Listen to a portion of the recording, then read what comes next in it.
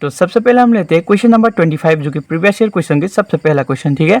तो वो आया था सीबीएसई 2023 को। तो क्वेश्चन में क्या होगा, sec square theta -1 cosec square theta -1 ये किसके बराबर है।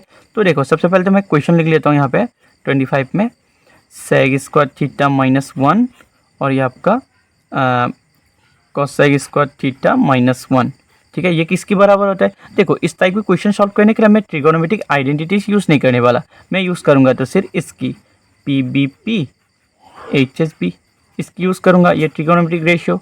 अब इसी की मदद से इसको सॉल्व कर सकते हैं। तो देखो पहले तो सेक स्क्वायर थीटा की जगह पे मैं पुट कर सकता हूँ H/b, और जबकि स्क्वायर है ना तो दोनों पे स्क्वायर लगेगा तो -1 इस तरीके से। अब कोसेक स्क्वायर थीटा यहाँ पे क्या पुट करूँगा, इसकी जगह पे मैं पुट कर सकता हूँ H/p, जबकि स्क्वायर था ना तो दोनों में स्क्वायर लगा दो, फिर हो गया आपका -1, ठीक है। अब मैं लूँगा इसका एलसीएम लेने के लिए सिंपली क्या करते हैं, दोनों का बस फ्रैक्शन में कन्वर्ट कर लो, फिर मल्टीप्लाई कर दो। नीचे नीचे हो गया मल्टीप्लाई तो बी स्क्वायर का हो गया इससे मल्टीप्लाई तो ये आ गया, एंड फिर इसको इससे ठीक है, ये आ गया H² माइनस बी का स्क्वायर इस तरीके से। एंड नाउ यहाँ भी सेम प्रोसेस करेंगे, पी का स्क्वायर H का स्क्वायर माइनस P² 1 पी का स्क्वायर इस तरीके से। अब यहाँ पे एक चीज़ ध्यान देना, H² माइनस B² वो किसके बराबर होते हैं, वो बराबर होता है आपका P² की। तो नीचे रह गया B² इंटू में H² माइनस P² किसके बराबर होता है, वो होता है B² के बराबर, और ये रह गया P²। अगर आपको डाउट हो रहा है कि मैंने यह कहाँ से लिया, तो मैंने लिया ये आपका पाइथागोरस थ्योरम से। H² इज इक्वल होता है आपका परपेंडिकुलर का स्क्वायर प्लस बेस का स्क्वायर, इस फॉर्मूले से लिया। आज मेरा P² से P² कट गया तो एक बार गया, इससे इसको कटा तो एक बार गया, तो 1 1 कितना होता है आपका 1, ठीक है। तो हमारा टोटल वैल्यू आ गया 1। तो कौन से ऑप्शन में ये राइट होगा, तो option B will be the correct answer, ठीक है। अब हम आते हैं क्वेश्चन नंबर 26 की तरफ। 26 में कहा गया if sine alpha equal to √3/2 cos beta equal to √3/2 then tan alpha into tan beta में क्या होगा। इन दोनों का प्रोडक्ट निकालना है, ठीक है, tan alpha and tan beta का। तो वो आया था सीबीएसई बोर्ड 2024 का क्वेश्चन है। तो सबसे पहले तो मैं साइन अल्फा और साइन बीटा को सॉल्व करूंगा। तो मैं 26 नंबर का सॉल्व शुरू कर रहा हूँ, लिख देता हूँ। साइन अल्फा इक्वल टू हमें दिया है √3/2 और दिया है आपका कॉस बीटा इक्वल टू दिया है आपका √3/2, ठीक है, इस तरीके से। एंड नाउ इसको पहले साइन को ऐसे लिख देता हूँ, साइन अल्फा इक्वल, साइन में √3 कब आता है हमें पता है, साइन में √3/2 आता है साइन 60 डिग्री में। एंड कॉस बीटा को भी ऐसे ही लिख देता हूँ, cos beta equal to, cos में √3/2 कब आता है, वो आता है आपका 30 डिग्री में, ठीक है। अब यहाँ पे लिखते हैं साइन साइन हो गया कैंसिल, तो अल्फा इक्वल टू आ गया हमारा 60 डिग्री, एंड सॉरी यहाँ पे मैं गलत लिख दिया, कॉस 30 डिग्री होना, ठीक है। कॉस कॉस कैंसिल हो गया तो हमारा रह गया बीटा इक्वल टू 30 डिग्री, ठीक है। एंड नाउ हमें फाइन करना है, यहाँ पे क्वेश्चन में देखो tan alpha into tan beta fine करना है। तो मैं लिख देता हूँ यहाँ पे, नाउ tan अल्फा इंटू में हो जाएगा आपका tan बीटा, ठीक है, ये फाइन करना है।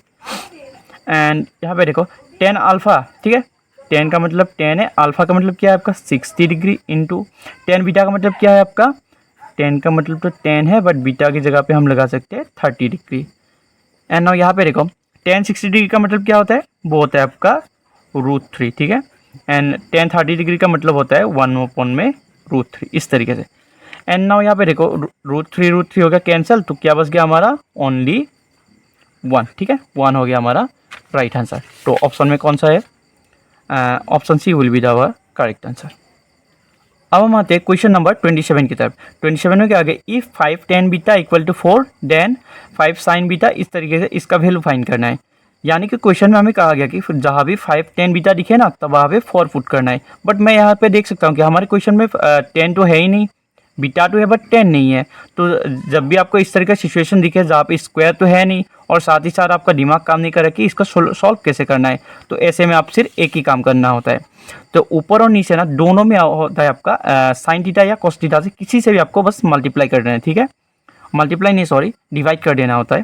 तो डायरेक्ट में डिवाइड कर रहा हूँ, ठीक है, 5 ये हो गया साइन बीटा, इसको किससे डिवाइड कर रहा हूँ मैं, कॉस बीटा से, ठीक है, जबकि बीटा है ना थीटा की जगह पे तो बीटा पुट कर रहा हूँ, माइनस 2 कॉस बीटा अपॉन में किससे मल्टीप्लाई करूँगा और किससे डिवाइड करूँगा, कॉस बीटा से।